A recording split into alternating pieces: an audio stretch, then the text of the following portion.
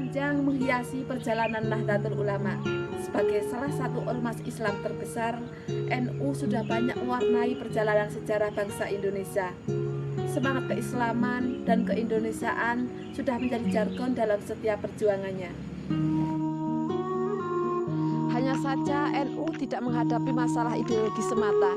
Masih banyak dimensi sosial yang butuh solusi nyata. Persoalan kemanusiaan tentu tidak mudah dipecahkan hanya dengan kata-kata.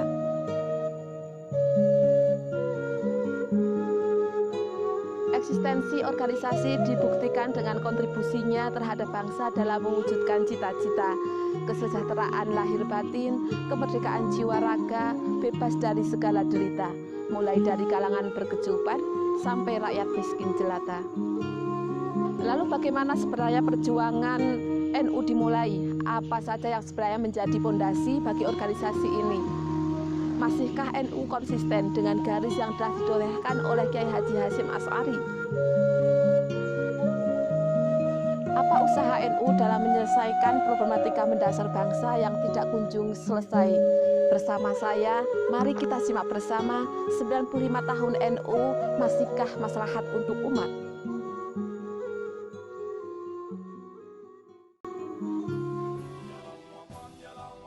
Lahir 95 tahun yang lalu, NU lahir dari takdir sejarah peradaban dunia dan Nusantara. Dari dulu, organisasi keagamaan ini telah menapaki jalan sejarah yang terjal. Islam radikal, gejolak perang di tingkat global dan semangat pergerakan nasional membawa umat manusia kepada pendulum kekhawatiran dan harapan. Dunia seabad yang lalu adalah dunia yang dilanda kekalutan, ketakutan, serta keputusasaan. Dipelopori oleh Kiai Hasyim Asy'ari, Kiai Wahab Hasbuloh, dan Kiai Bisri Syamsuri yang terbentuk dalam jaringan ulama Nusantara merintis jalan kemandirian, menjaga terang peradaban untuk mengarungi dan mengantisipasi arus perkembangan zaman, kemanusiaan dan kebangsaan harus diselamatkan. Sejarah membuktikan bahwa NU lahir tidak hanya untuk merespon kondisi rakyat yang sedang terjajah, mengalami problem keagamaan dan problem sosial di tanah air, tetapi juga menegakkan warisan kebudayaan dan peradaban Islam yang telah diperjuangkan oleh Nabi Muhammad SAW dan para sahabatnya. Kiai Haji Hasyim Asy'ari sebagai Rais Akbar dari organisasi ini merumuskan Qonun Asasi yang dijadikan sebagai prinsip dasar organisasi dalam menjalankan organisasi ini. Juga sebagai inspirasi dan fikrah bagi jamaah Nahdliyin. Beliau memberikan seruan, "Marilah Anda semua dan segenap pengikut Anda dari golongan para fakir miskin, para hartawan, rakyat jelata dan orang-orang kuat berbondong-bondong masuk jamaiyah yang diberi nama Jam'iyah Nahdlatul Ulama ini. Masuklah dengan penuh kecintaan, kasih sayang, rukun, bersatu dan dengan ikatan jiwa raga. Ini adalah jamaiyah yang lurus, bersifat memperbaiki dan menyantuni. Ia manis rasa di mulut orang-orang yang baik dan bengkal di tenggorokan orang-orang yang tidak baik. Dalam hal ini, hendaklah Anda sekalian saling mengingatkan dengan kerjasama yang baik, dengan petunjuk yang memuaskan, dan ajakan memikat, serta hujah yang tak terbantah." Itulah kutipan seruan Hadratus Syekh Kiai Haji Hasyim Asy'ari dalam Muqaddimah Qonun Asasi yang disampaikan di Surabaya tahun 1926 Masehi. Tepat 31 Januari di tahun Masehi, usia NU di angka 95. Qonun Asasi inilah yang seharusnya menjadi tuntutan sikap dan perilaku warga NU. Qonun Asasi ini juga memberikan pelajaran kepada kita tentang pentingnya bagaimana mengajak kita untuk saling bersatu, mengajak kita untuk saling bersaudara, saling kasih dan saling menyantuni. Kini hampir seabad NU berdiri, NU tidak lagi menjadi aset Indonesia saja, tetapi juga menjadi hasanah dunia, menjadi inspirasi segar bagi siapa saja yang percaya pada jalan kemandirian. Seperti awal abad yang lalu, awal abad ini juga ditandai dengan banyak kekalutan. Krisis kemanusiaan dan teknologi menjadi dua kutub bagi dunia yang sedang berubah. Dan lagi, bangsa ini juga sedang menghadapi problematika bangsa atas pemahaman yang salah. Akankah NU masih mampu menyelesaikan problematika bangsa ini? Apakah NU setia pada jalan panjang yang sudah ditempuh sampai saat ini?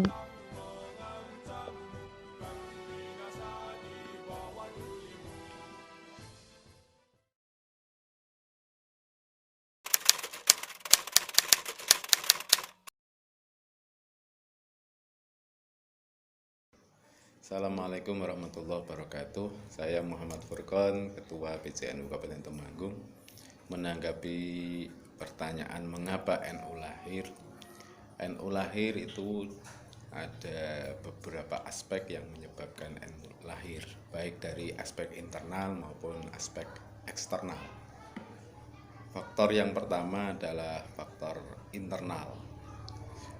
Adanya penjajahan di Indonesia dengan glory, goal maupun gospel, terutama di sisi keagamaan, sangat meresahkan ulama pada waktu itu.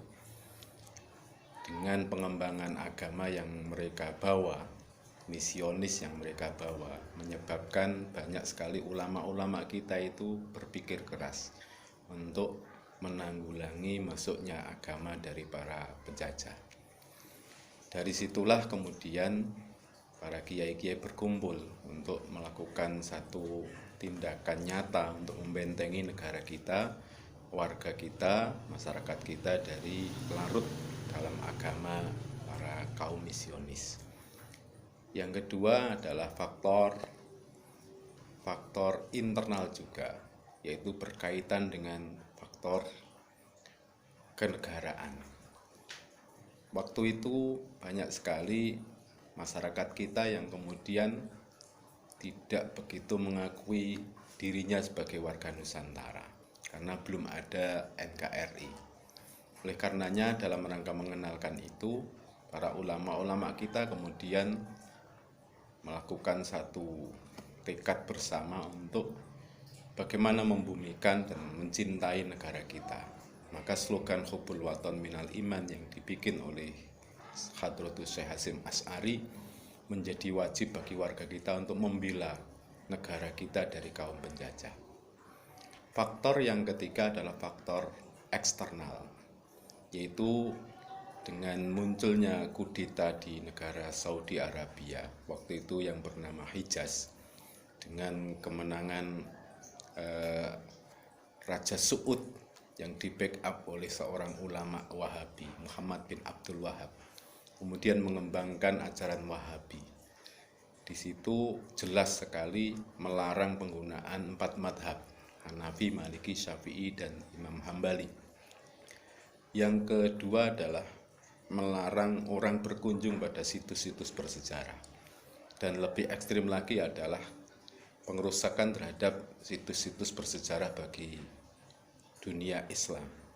Oleh karenanya muncul satu gagasan untuk mengutus ulama kita menyampaikan keresahan ini kepada Raja Su'ud yang kemudian dikenal dengan Komite Hijaz. 3 faktor itulah yang kemudian mendorong ulama membuat satu organisasi pendahuluan dalam rangka membentengi warga kita agar tidak larut dalam pola dan kehidupan warga barat atau penjajah pada waktu itu. Maka muncul pendahuluan namanya adalah Nahdlatul Wathon, kecintaan terhadap tanah air. Kemudian yang kedua adalah sisi budaya dan pendidikan. Maka muncul pendahuluan organisasi sebelum ada NU adalah taswirul afkar, cara berpikir dan cara berbudaya. Kemudian yang ketiga adalah lemahnya sistem perdagangan di negara kita pada waktu itu. Banyak rempah-rempah yang diambil oleh para penjajah. Akhirnya kita hanya menjadi sapi perah. Muncul keinginan dari para ulama untuk membuat satu organisasi pendahuluan dalam sisi ekonomi, namanya adalah Nahdlatul Tujar. Yang terakhir tadi saya sampaikan adalah Komite Hijaz. 4 organisasi pendahuluan itu yang menjadi pendorong munculnya pada tanggal 31 Januari bertepatan 16 Rajab tahun 1926 para ulama mendeklarasikan Nahdlatul Ulama. Jadi Nahdlatul Ulama adalah respon dari penjajah respon dari masuknya misionis, respon dari munculnya Wahabi, akhirnya muncul gagasan para ulama mendirikan Nahdlatul Ulama pada tahun 1926. Melihat situasi seperti itu, ulama-ulama di Indonesia diantaranya Mbah Wahab Hasbuah juga Mbah Hasyim Asy'ari membuat komite Hijaz, diantaranya adalah ingin mengutus delegasi dari Indonesia ke ulama di Mekah sana. Setelah itu Mbah Hasyim juga Mbah Wahab mengumpulkan ulama Jawa Madura. Setelah itu dikumpulkan di Surabaya sana, maka ditunjuklah sebagai delegasi untuk komite Hijaz adalah Simbah Kiai Haji Raden Asnawi Kudus. Setelah terpilih Simbah Kiai Haji Raden Asnawi Kudus sebagai delegasi, maka muncullah pertanyaan, ini yang berhak mengutus Simbah Haji Raden Asnawi ke Makkah itu atas nama apa? Maka muncullah Simbah Raden Alwi bahwa yang mengutus delegasi untuk ke Makkah sebagai perwakilan adalah dari Nahdlatul Ulama. Maka sejarah mencatat bahwa munculnya Nahdlatul Ulama adalah usulan dari Mbah Kiai Alwi untuk mengutus Simbah Raden Asnawi Kudus delegasi untuk ke Mekah memperjuangkan akidah Ahlussunnah wal Jamaah. Lah ternyata setelah itu Simbah Raden Asnawi tidak jadi ikut ke sana. Sebab apa? Simbah Raden Asnawi ketinggalan kapal.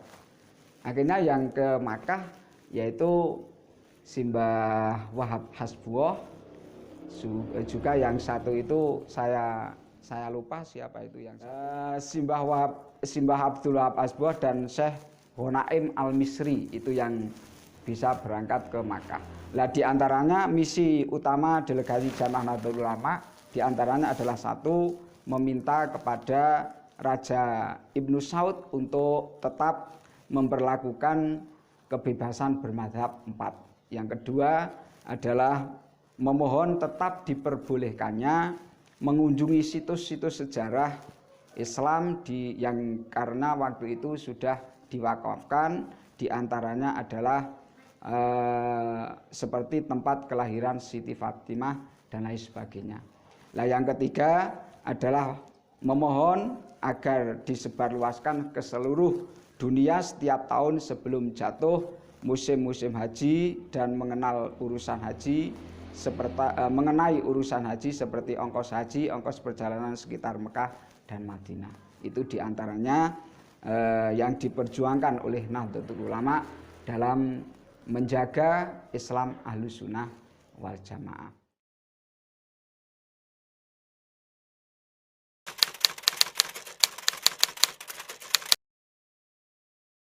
Persoalan bangsa Indonesia kali ini yang dihadapi terkait dengan kegiatan khususnya tentang pendidikan keagamaan yang dijalani oleh para remaja dan para pemuda yang sering sekali belajar agama dengan mencari jalan pintas, belajar dari sesuatu yang tidak bisa dipertanggungjawabkan secara keilmuan karena mereka belajar dengan mencari ide-ide di dunia maya yang secara keilmuan itu perlu dipertanggungjawabkan secara baik. Artinya bahwa sesungguhnya kita ketika belajar agama haruslah mempunyai guru, dan ini menjadi tantangan terbesar kita khususnya bagi generasi muda. Gerakan Pemuda Ansor dan Banser dalam rangka memajukan pendidikan keagamaan yang bersifat rahmatan lil alamin, yang mempunyai nilai kebangsaan dan nilai keagamaan yang setara dan seimbang. Barangkali itu yang perlu kita kembangkan di Indonesia saat ini.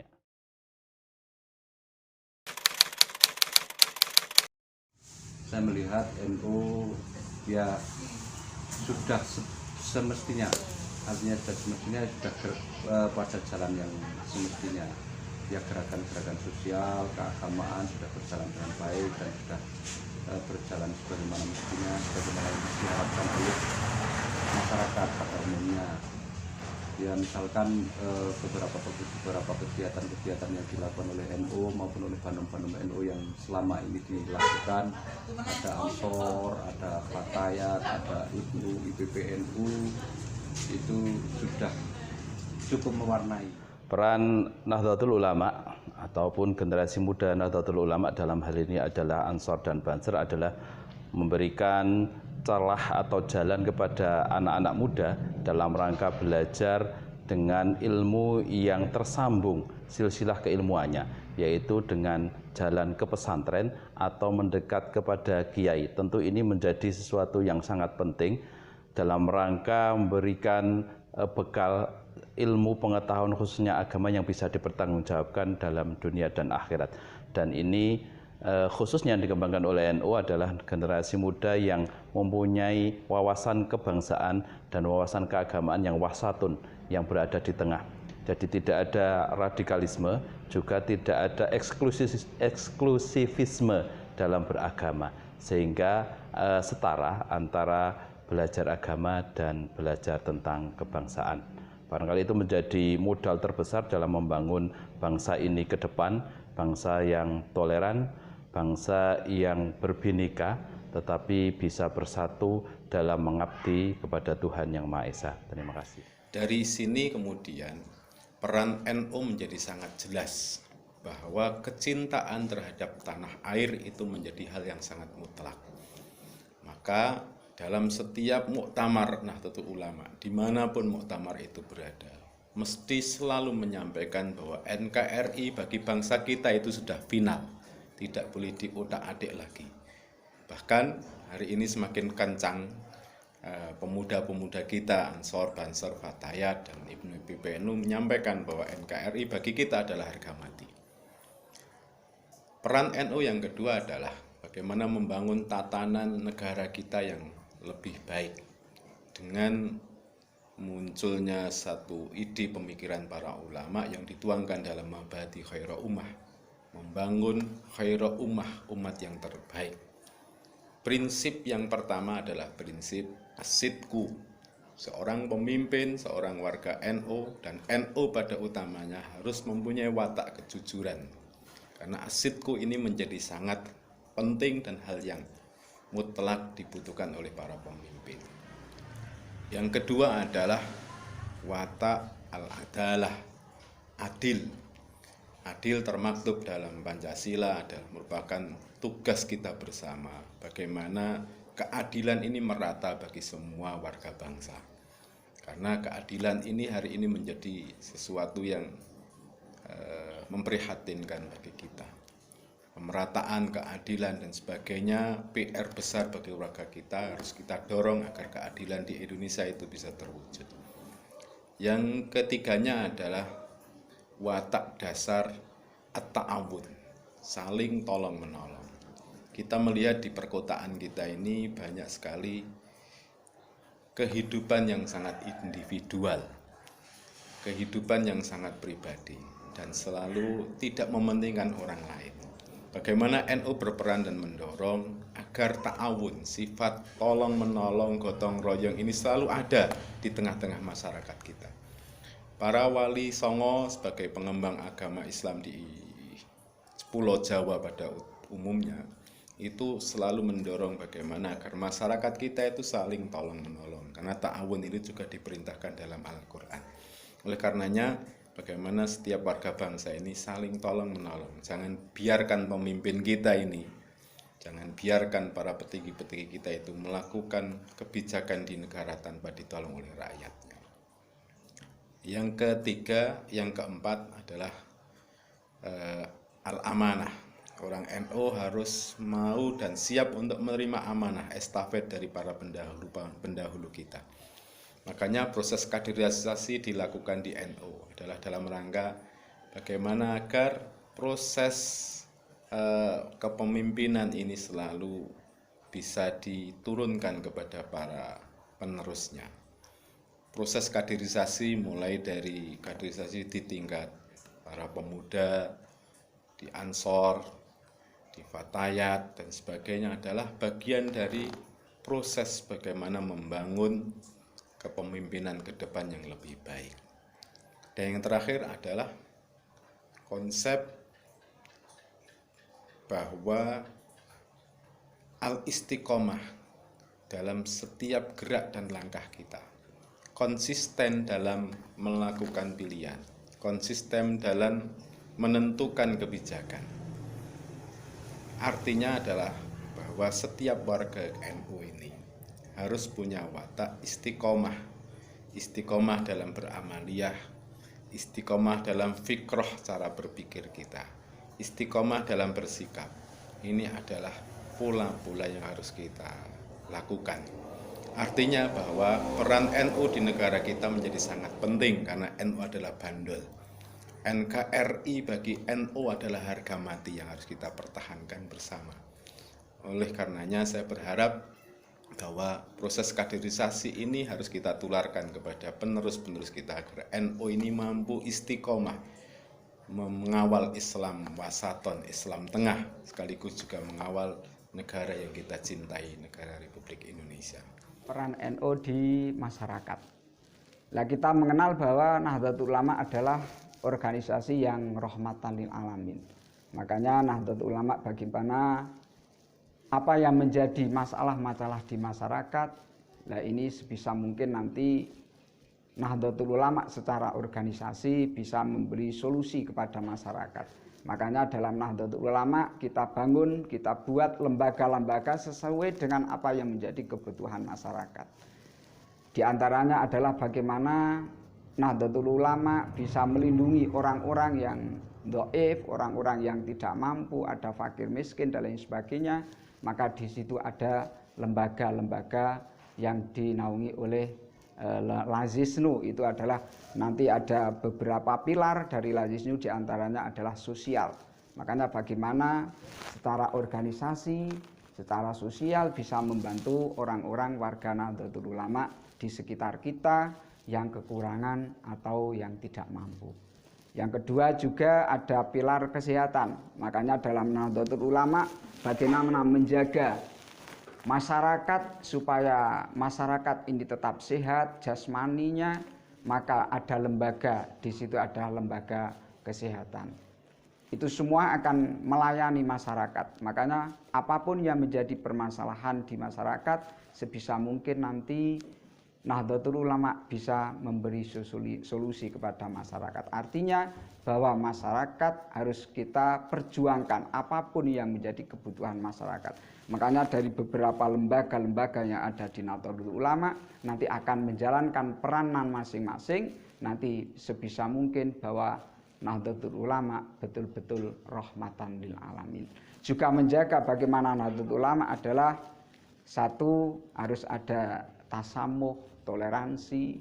Bagaimana ini toleransi harus kita jaga, kita bermasyarakat dengan masyarakat yang majmuk ini. Makanya bagaimana Kanjeng Nabi memberi pengendikan kepada kita, arahan kepada kita bahwa mangkana yu'minu billahi wal yaumil akhir falyukrim jarahu.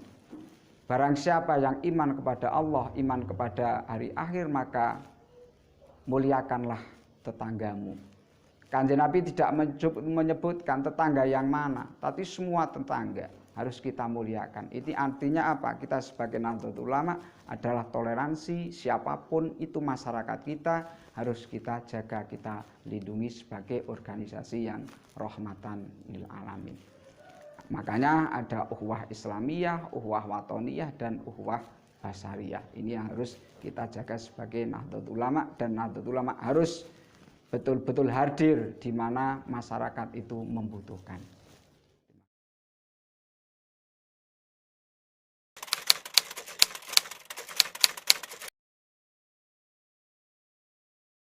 Bagaimana baiknya warga kita, individu NU dalam berpolitik. Sekali lagi, politik kita ini adalah politik kebangsaan, bukan politik kekuasaan. Maknanya adalah politik kebangsaan ini. Yang harus kita pertahankan adalah bangsa kita, NKRI, dengan beragam suku, budaya, ratusan bahasa, ras, dan sekaligus berbagai agama. Ini harus mampu kita sebagai warga NU mempunyai watak dasar yang pertama adalah tasamuh, toleran. Toleransi beragama kita harus kita dorong. NU harus menjadi pionir dalam rangka membangun toleransi beragama. Sekaligus toleransi sama suku bangsa. Karena kita diciptakan ini adalah untuk selalu bertaaruf, bergaul, serawung dengan mereka-mereka yang suku bangsa berbeda, bahasa yang berbeda. Karena kita adalah Bhinneka Tunggal Ika. Yang selanjutnya adalah pola warga kita ini harus mempunyai watak, yaitu tawasud, tengah. Artinya Islam kita ini Islam wasaton, Islam tengah, yang tidak ke kanan dan tidak ke kiri. Warga NU tidak boleh mempunyai pemikiran ekstrim kanan, keras, apalagi ingin merubah ideologi bangsa kita. Tetapi juga tidak boleh ekstrem kiri, yaitu liberal. Karena Islam kita itu Islam wasaton, Islam tengah, yang harus selalu berposisi di tengah. Yang selanjutnya yaitu tawazun, seimbang dalam pemikiran, seimbang dalam sikap, seimbang dalam banyak hal. Karena keseimbangan ini menjadi penting. Kalau negara kita itu tidak seimbang, maka akan hancur. Oleh karenanya keseimbangan dalam berpikir, berpikiran dan berwatak, kemudian bersikap menjadi sangat penting. Yang terakhir adalah ta'adul, kita harus adil. Adil dalam hal ini adalah adil berperan di dalam NU. Banyak sekali warga kita, orang-orang NU itu yang tidak adil. Oleh karenanya saya berharap bahwa semua pengurus NU di semua level juga harus adil. Adil dalam menentukan waktu. Jangan mencari luang di waktu di NU, tapi luangkan waktu untuk NU. Karena dengan NU hidup kita akan jadi barokah. Dan siapa yang berjuang membela NU, ngopeni NU. Terus bagaimana Nahdlatul Ulama mensikapi dengan partai politik? Makanya pemahaman kita bagaimana mensikapi partai politik ini nanti akan kita ambil sebagai apa partai politik itu.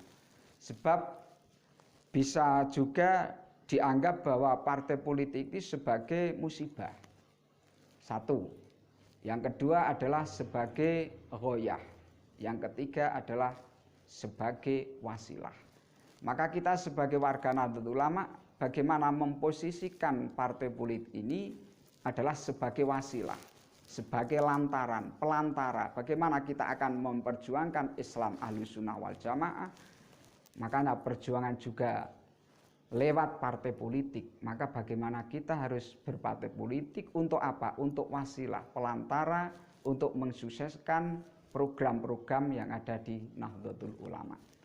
Kalau partai politik dianggap sebagai musibah, maka orang-orang NU tidak akan mau berpartai politik. Sebab dimaknai, wah nek nanggone politik sebagai musibah. Engko nek nang partai dadi kena musibah, maka tidak akan jalan. Yang kedua, kalau sebagai goyah, partai politik kalau sebagai goyah, maka tujuannya juga satu, mungkin ada tujuan pribadi atau tujuan golongan dan lain sebagainya, tidak akan memperjuangkan Nahdlatul Ulama, apa yang menjadi program Nahdlatul Ulama. Makanya bagaimana warga Nahdlatul Ulama mensikapi partai politik ini adalah sebagai wasilah, sebagai perantara untuk memperjuangkan Islam Ahlussunnah wal Jamaah.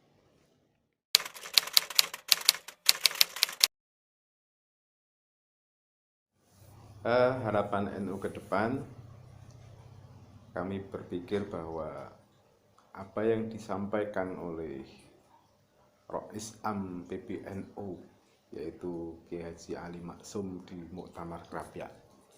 Yang pertama adalah al-ilmu bi Nahdlatul Ulama. Warga NU, terutama kader-kader NU, harus selalu belajar, harus mengembangkan dirinya, harus selalu update pengetahuan, karena belajar di NU itu menjadi penting. Ulama-ulama kita banyak mewariskan ilmu-ilmu yang sangat luar biasa. Oleh karenanya ngaji, selalu ngaji kepada ulama-ulama NU, mengupdate dan memperbaiki profil jati dirinya agar ke depan NU menjadi orang-orang yang unggul, kader-kader NU menjadi kader-kader yang pilihan, kader-kader yang tangguh dalam rangka membangun estafet kepemimpinan ke depan. Yang kedua adalah as-sabru fi nahdlatil ulama. Orang NU harus dituntut banyak sabar. Hari ini fitnah banyak sekali muncul, hoak dan sebagainya, hujatan terhadap ulama-ulama kita. Kita tanggapi dengan kesabaran, karena provokasi dari mereka jangan kita tanggapi dengan sesuatu yang justru merugikan kita sendiri. Sabar dalam pengertian adalah bagaimana kita mendoakan para kiai-kiai sesepuh kita agar selalu bisa mendapatkan hidayah dan sabar menghadapi problematika di Indonesia ini. Bandol NKRI tentunya banyak tantangannya. Oleh karenanya, sebagai warga NU harus selalu bersabar. Yang ketiga adalah as-siqah bi nahdlatil ulama.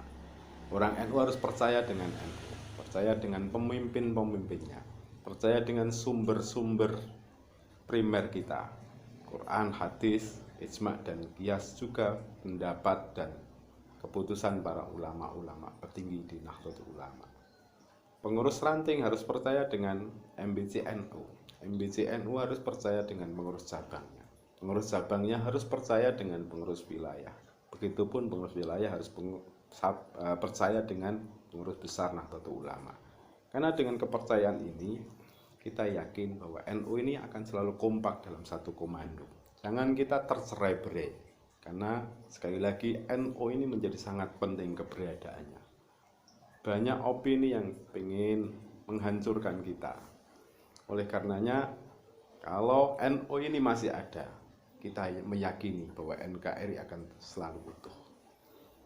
Yang selanjutnya adalah al-jihadu fi nahdlatil ulama. Orang NU harus berani jihad. Jihad bagaimana mempertahankan ideologi keislaman kita Ahlus Sunnah wal Jamaah. Juga jihad dalam rangka membela keutuhan negara Republik Indonesia. Sampaikan apa yang kita mampu. Misal dari update status kita. Misalnya juga dari hal-hal yang remeh kita di aktivitas media massa, aktivitas dunia maya kita.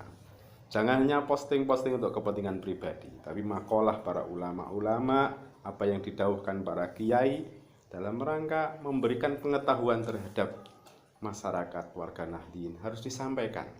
Kita kalah dalam sisi dunia medsos kita. Kita kalah dalam sisi media kita. Oleh karenanya, saya meminta kepada warga NU, terutama kader-kader muda kita, ayo selalu posting hal yang positif. Jangan untuk kepentingan pribadi, tapi lebih menyuarakan ulama-ulama kita ngendiko dan ilmu-ilmunya para ulama. Itulah beberapa harapan yang ingin kita canangkan ke depan. Harlah ini harus menjadi momentum yang baik bagi kita, menjaga NKRI, sekaligus juga membantu negara kita dalam rangka keluar dari pandemi corona ini. Kita berharap warga kita menyadari betul pentingnya kita menjaga diri. 3M. 1. Selalu memakai masker, cuci tangan, dan menjaga jarak adalah apa yang diperintahkan oleh pemerintah kita. Taat kepada pemerintah kita artinya taat kepada Nabi dan taat kepada Allah. Harapan-harapan ini tentunya tidak akan mungkin bisa kita wujudkan kalau tidak dengan kebersamaan.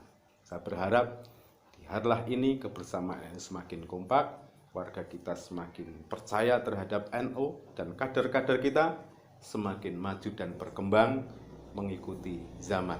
Kun ibna zamanik, jadilah kamu adalah orang-orang zaman sekarang yang tahu tentang peradaban ke depan. Dan selalu berpikir positif, karena NU akan menjadi tulang punggung bagi bangsa kita. Assalamualaikum. Pemuda NU mulai dari IPNU, IPPNU, Ansor, Fatayat. Marilah kita bersama-sama memperjuangkan Islam ala Ahlus Sunnah wal Jamaah lewat organisasi Nahdlatul Ulama. Bersama-sama kita perjuangkan bagaimana yang menjadi harapan dari para muassis Nahdlatul Ulama diantaranya adalah kita perjuangkan satu, masalah agama kita perjuangkan. Yang kedua, bagaimana pemuda-pemuda Nahdlatul Ulama betul-betul menjaga nasionalisme kita, mencintai kepada negara, mencintai kepada bangsa, dan kita perjuangkan bangsa kita, negara kita, sebab hubbul waton minal iman, mencintai tanah air adalah sebagian dari iman. Harapan kami, marilah pemuda-pemuda, pemudi Nahdlatul Ulama, jangan berhenti kita terus memperjuangkan lewat pendidikan apapun yang akan jenengan lewat manapun. Yang pokok adalah misinya satu, memperjuangkan Islam Ahlussunnah wal Jamaah. Yang kedua yaitu mari kita bersama-sama bergandeng tangan lewat organisasi NU, mulai dari NU-nya, Muslimatnya, Ansor, Fatayat, Ibnu IPPNU. Mari kita bersama-sama berjuang, bergandeng tangan, jangan berpecah belah. Sebab apa? Sebab NU adalah organisasi besar, rumah besar kita perjuangkan. Jangan memperjuangkan kamar-kamar sendiri. Maka rumah tidak bisa kamar itu dinilai, wah kamarnya apik, tidak. Yang dinilai adalah rumahnya yang baik. Lah di rumah itu ada kamar-kamar sendiri-sendiri. Makanya kalau kamar sudah keluar dari rumah, maka tidak akan kelihatan baiknya. Orang kelakon ke kamarnya apik, tidak mungkin. Maka kalau kamar ini masih bernaung dalam rumah yang besar, maka akan semua terlihat bagus. Sebab tidak ada rumah yang tanpa kamar-kamar. Makanya ada Nahdlatul Ulama adalah rumah besar. Dalam Nahdlatul Ulama ada Banom-Banom, ada Muslimat, ada Fatayat, ada Ansor, ada Ibnu IPPNU. Inilah kamar-kamar kecil. Semua tetap bernaung dalam Nahdlatul Ulama. Bagaimana Nahdlatul Ulama ini nanti diperjuangkan lewat Banom-Banom dan lewat lembaga-lembaga yang ada.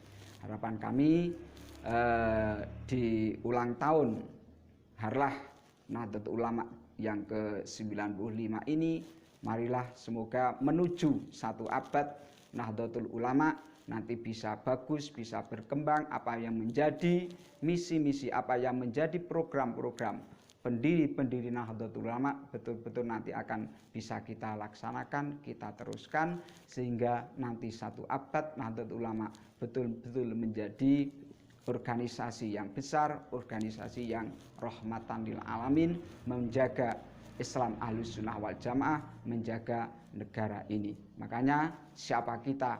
NU, NKRI harga mati, Pancasila jaya. Kemudian di era yang seperti ini, muamalah juga bisa dilakukan di dunia nyata ataupun bisa dilakukan di dunia maya. Karena hari ini bahwa kita sudah hidup di 2 alam, satu adalah dunia nyata, 2 adalah dunia maya.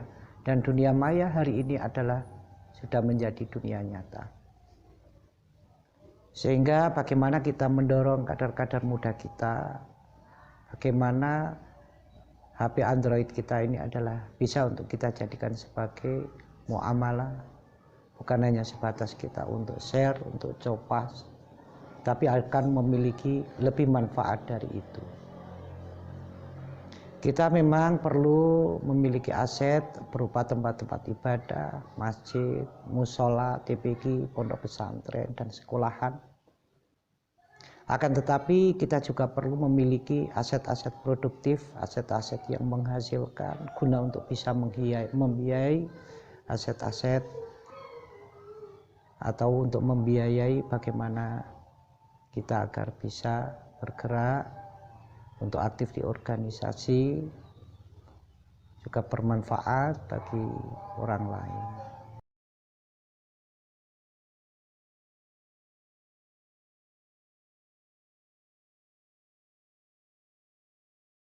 Selamat Hari Lahir Nahdlatul Ulama ke-95. Semoga semakin mantap dan semakin berjaya. Terima kasih. Assalamualaikum warahmatullahi wabarakatuh. Selamat Harlah NU ke-95, semoga prinsip membangun kemandirian umat ini benar-benar bisa terwujud. Terima kasih. Saya Muhammad Furqon, pengurus cabang Nahdlatul Ulama Kabupaten Temanggung, mengucapkan selamat Harlah NU ke-95. Semoga dengan kedewasaan NU kita semakin dewasa dalam berbangsa dan bernegara, selalu melaksanakan moderasi beragama dan melakukan toleransi terhadap sesama kita, dan mengembangkan kemampuan dan potensi warga NU untuk menyambut era 1 abad Nahdlatul Ulama yang akan datang. Semoga dengan Harlah ini momentum yang tepat untuk meningkatkan motivasi kita berorganisasi dan semakin mengembangkan khidmah kita kepada warga Nahdliyin dan seluruh bangsa Indonesia. Terima kasih. Assalamualaikum warahmatullahi wabarakatuh. Organisasi 95 tahun tentulah sudah banyak memberi arti. Dengan usianya yang saat ini, NU dihadapkan pada berbagai tantangan bangsa yang tidak mudah dihadapi. Berbagai permasalahan sosial, ekonomi, politik, hukum, dan juga keamanan, serta permasalahan lainnya tidak kunjung selesai. Dengan latar belakangnya sebagai organisasi keagamaan, NU dituntut mampu membawa nilai-nilai keberagamaan dalam menuntaskan permasalahan kemanusiaan bangsa di berbagai sendi. Membawa nama sebagai organisasi Islam terbesar tentunya memberi dampak pada dua sisi. Di satu sisi, bisa dengan mudah NU memberikan pengaruh dan juga mewarnai. Di sisi lain, tentu menjadi tantangan bagi manajemen internal organisasi. Selain berbakti secara universal untuk semua golongan, NU juga harus memperhatikan kesejahteraan dan problematika di kalangan jamaahnya sendiri. Kita berharap NU ke depan semakin matang dalam membina organisasi dengan semangat perjuangan yang telah ditorehkan oleh para pendiri. Karena kita yakin NU dulu lahir untuk kemaslahatan seluruh komponen bangsa ini dan bukan untuk kemaslahatan golongan apalagi pribadi. Selamat hari lahir yang ke-95 tahun untuk NU. Tetap sebarkan aswajamu dan teguhkan komitmen kebangsaanmu.